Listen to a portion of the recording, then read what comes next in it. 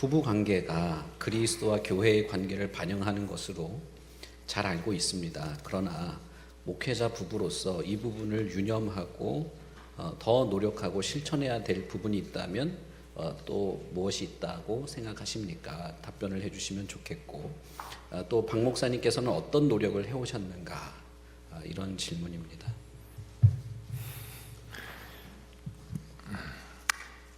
부부와 이 자녀 양육 문제는 우리가 성경이 말하는 답을 알아도 다 우리가 공감하듯이 어려운 문제입니다. 이걸 누가 답을 잘 할 수 있는 사람은 사실 드물 겁니다.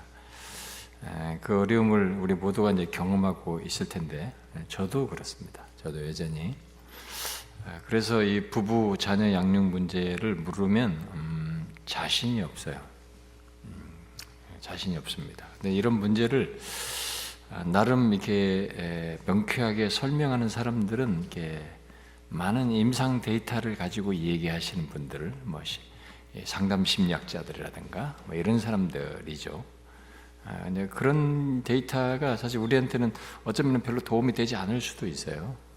그런데 어쨌든 이 시간에 제가 할 수 있는 것은 우리가 다 아는 하나님의 말씀대로 잘 하지 못하는 우리들의 고민을 조금 이렇게 같이 공감하는 수준에서 말할 수 있을 것 같습니다. 제가 무슨 명쾌한 대답을 할 수 있을 거라고 생각지 않고요.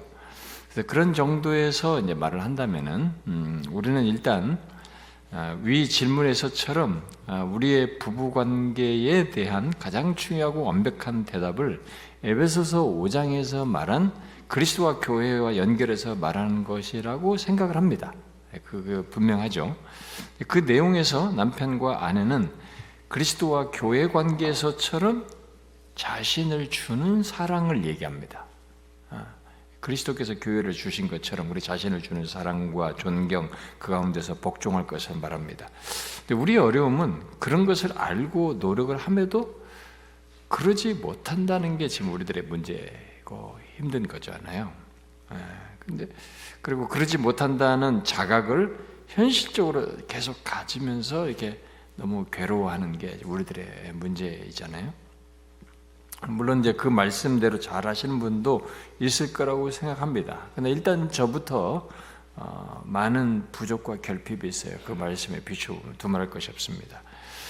그런데 이제 여러분 대부분이 저와 비슷한 경험을 하고 있어서 이런 질문을 한 것으로 보이는데, 그래서 그리스도와 교회 관계를 반영해가지고 부부관계에 갖는 것에 있어서 노력하고 실천할 부분을 묻고 저는 어떤 노력하냐고 이렇게 물은 것으로 보여지는데, 저는 이제 가장 중요한 실천은 주께서 교회를 바로 우리를 위해서 어떻게 하셨는지를 생각하면서, 곧 어떻게 자기를 우리를 위해서 주셨는지를 생각하면서 서로를 대하는 것이라고 생각합니다. 이것에 실패하면 크리스천이 아니에요. 목사이기 전에 이것에서 이런 생각이 자신의 부족하면 부족한 대로 이렇게 생각이 되고 고려가 되지 않으면 이 사람은 크리스천이 아니라고 봐야 된다고 봅니다. 저는요. 일단 양심의 가책을 받아도 이 주님이 우리에게 하셨던 것 때문에 가책이 되어서 어떻게 하면 좋을까라는 고민이 생겨나야 된다고 저는 생각하게 됩니다. 그리고 그런 과정 속에서 자신의 이런 부족을 보고 그러면서 예수님께서 우리를 위해서 그렇게 자신을 사랑하실 때 자기를 낮추시거든요. 자기를 낮추시고 심지어 자기를 부인하셔요. 하나님이시고 이런 모든 것들을 자기를 부인하면서 자기를 내어줍니다.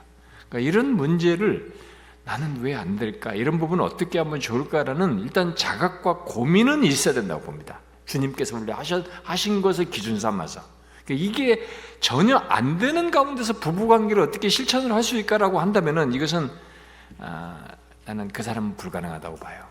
그러니까 일단 기본적으로 우리는 신자로서 이런 것이 나한테 적용이 되고 신앙적으로 반응할 수 있는 전제 속에서 이런 고민에 대한 어떤 실천적인 노력을 할 수 있을 거라고 봅니다. 근데 여러분들 중에도 제가 아는 바로는 어떤 부분은 당신은 당신이고 나는 나야 라고 평행선 긋는 사람이 있는 줄 알아요.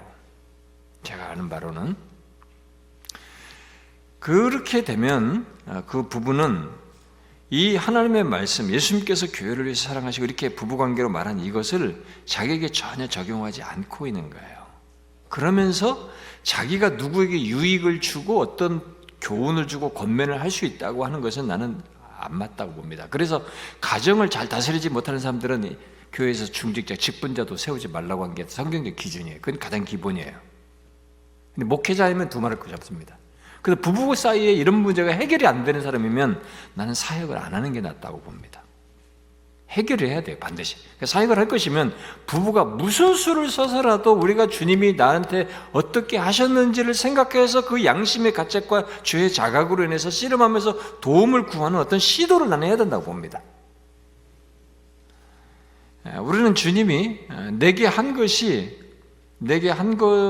하지 않으려고 나의 어떤 죄악됨과 어떤 이기심을 드러내는 것을 보면서 은혜를 구하고 하나님께 도움을 구하는 이런 일이 기본적으로 신자에게도 있는데 나는 믿는 사역자 부부 사이에서 나는 기본적으로 있어야 된다고 봐요. 이게요. 저는 이 질문이 어떤 분이 질문인지 모르지만 난 여러분들 중에 부부 사이에 계속 평행선을 긋는 사람이 있는 걸 내가 알고 있기 때문에 그런 분이 만약에 이런 질문을 했다면은 진짜 해결을 하셔야 돼요. 해결 안 하시면 나는 사역하지 마시길 바라요. 진짜로.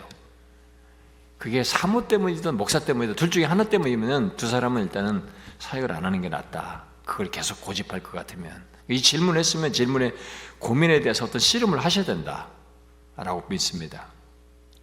그래서 저는 이것이 부부관계에 앞서서 그래서 이런 부부관계 속에서 주님께서 우리를 위해서 하셨던 그 사랑과 자기를 내어주시고 자기를 낮추고 자기 부인하면서 자기를 내어주는 이런 사랑과 그런 가운데서 존경과 복종에 관한 문제를 얘기하신 이런 성경이 말하는 부부관계에 앞서서 그래서 그것을 부부 사이에서 실천하는 것에 앞서서 그 사람에게 체크해야 될 것이 있어요. 뭐냐면은 일상 속에서 항상 그 사람은 주님을 의식하면서 사는 크리스찬인지를 체크해 보셔야 돼요.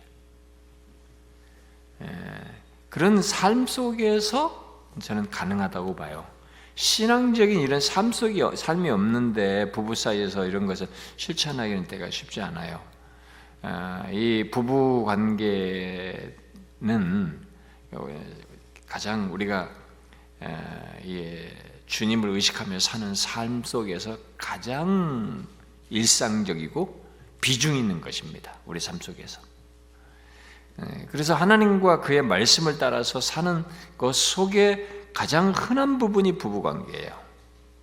그런 신앙과 삶이 삶 속에서 있는 가운데서 연장선상에서 부부 사이에서도 이런 신앙적인 노력을 해야 되는 겁니다. 내 본성은 어떻고 당신은 어떻고 성격이 어떻고 이런 얘기를 하기 전에 내가 그리스도께서 나를 위해 나에게 하셨던 것에 대해서 나는 어떻게 해야 되지라는 여기에 신앙적인 반응, 부족하면 부족한 대로 구하고 도움을 구하는 이런 신앙적인 태도를 일상 속에서 갖는 것의 연장선상에서 부부 사이에서 나는 가져야 된다고 믿습니다. 완벽한 건 없어도 좋아요. 일단은 그런 씨름이 있어야 된다.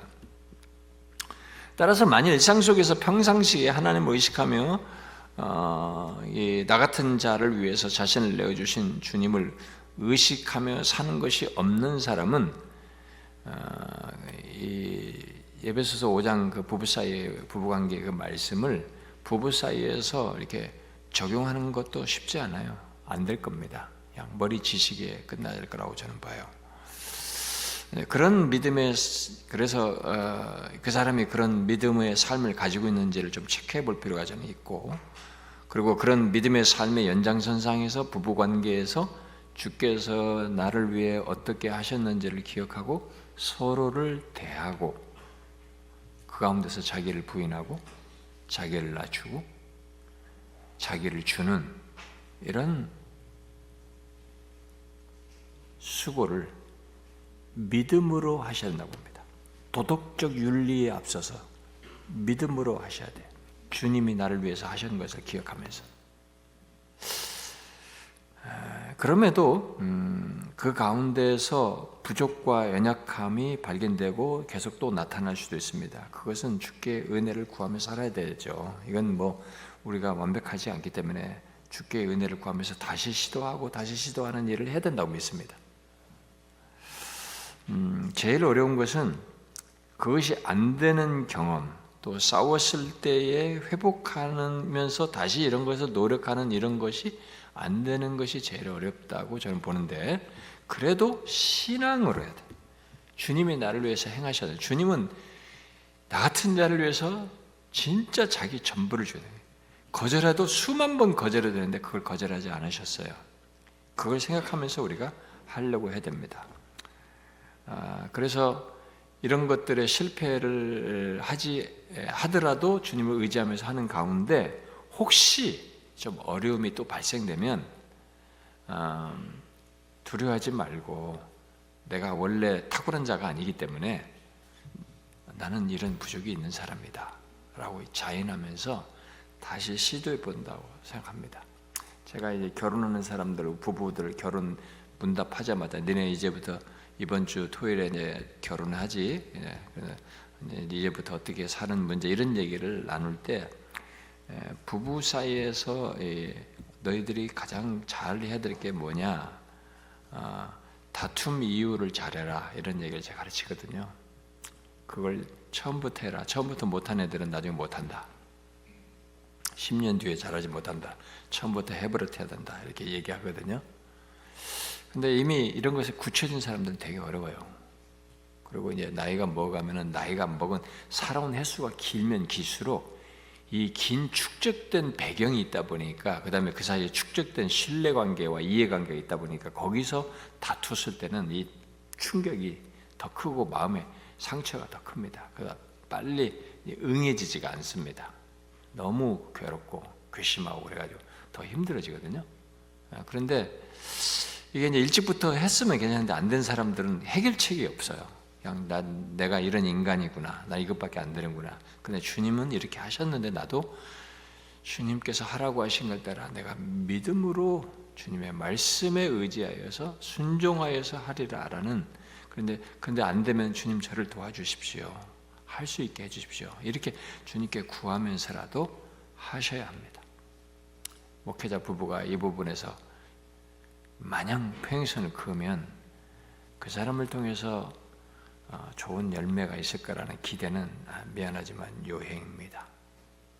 가장 기본이에요. 목회자 부부 사이의 이런 부부관계.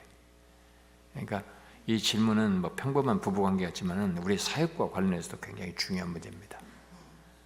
여러분 중에 제가 아는 어떤 뭐 정보에 의하면 둘이 부부가 계속 평행선을 그런다는데, 네, 제가 그것이 지금도 계속 그런지 모르겠어요. 지금도 계속 그러고 있고 안 고쳐지면 고치고 난 다음에 사역 시작하는 게 좋을 것 같아요. 진짜로 너무너무 중요합니다. 꼭 그렇게 하시면 좋을 것 같아요.